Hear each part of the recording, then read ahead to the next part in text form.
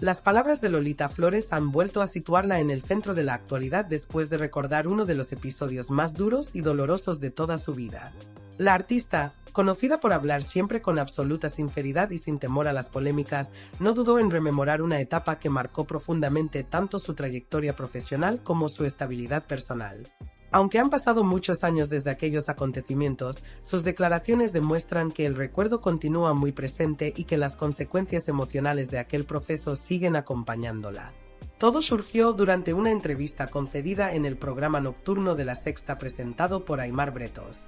En un ambiente relajado, la conversación transitaba por distintos temas relacionados con la vida de la cantante, sus experiencias y los recuerdos que conserva de los momentos más importantes de su carrera.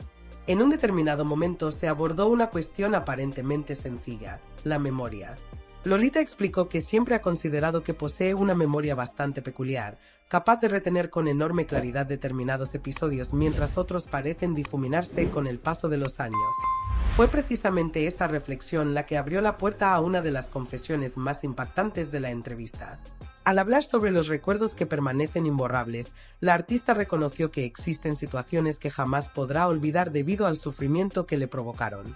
Algunas experiencias dejan una huella tan profunda que ni el tiempo ni la distancia consiguen borrar las emociones asociadas a ellas. Y para Lolita, una de esas experiencias está directamente relacionada con los problemas que mantuvo durante años con Hacienda. Sin rodeos y con la franqueza que la caracteriza, recordó el complicado escenario que tuvo que afrontar cuando la agencia tributaria le reclamó una importante cantidad económica. Aquella deuda, que ascendía aproximadamente a 2 millones de euros, se convirtió en una carga que condicionó buena parte de su vida durante un largo periodo. Según explicó en diversas ocasiones a lo largo de los años, la obligación de hacer frente a ese pago alteró por completo sus planes, sus proyectos y la tranquilidad con la que había vivido hasta entonces. La situación adquirió una dimensión especialmente dramática porque el desembolso no fue algo puntual ni una dificultad pasajera. Durante cerca de 8 años tuvo que destinar una parte muy importante de sus ingresos a saldar aquella deuda. Mientras otras personas podían planificar inversiones, disfrutar de los frutos de su trabajo o simplemente vivir con cierta estabilidad económica, ella se encontraba inmersa en una batalla constante para cumplir con las exigencias fiscales que le habían sido impuestas. En ese contexto apareció el nombre de Cristóbal Montoro, a quien señaló como una de las figuras que más asociaba con aquel periodo tan complicado. La hija de la inolvidable Lola Flores ha sostenido en varias ocasiones que las medidas fiscales adoptadas durante aquellos años afectaron especialmente al sector artístico.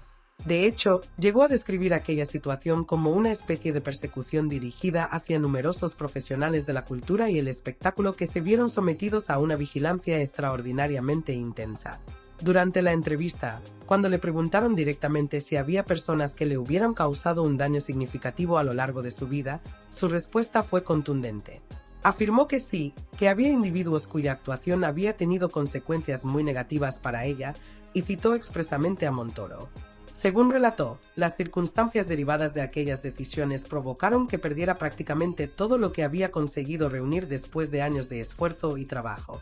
La artista explicó que aquella etapa fue tan devastadora que sintió que debía reconstruir su vida desde los cimientos. No hablaba únicamente de dinero. También se refería a la incertidumbre, la angustia y el desgaste emocional que supone ver cómo el patrimonio acumulado durante décadas desaparece progresivamente. La presión constante de las obligaciones económicas terminó convirtiéndose en una preocupación permanente que afectaba a múltiples aspectos de su día a día. Además, no ocultó su indignación al referirse a las informaciones y controversias que en los últimos años han rodeado al exministro. Para Lolita, existe una evidente sensación de injusticia al observar cómo determinadas personas continúan protagonizando titulares mientras quienes sufrieron las consecuencias de ciertas decisiones jamás recuperarán lo perdido.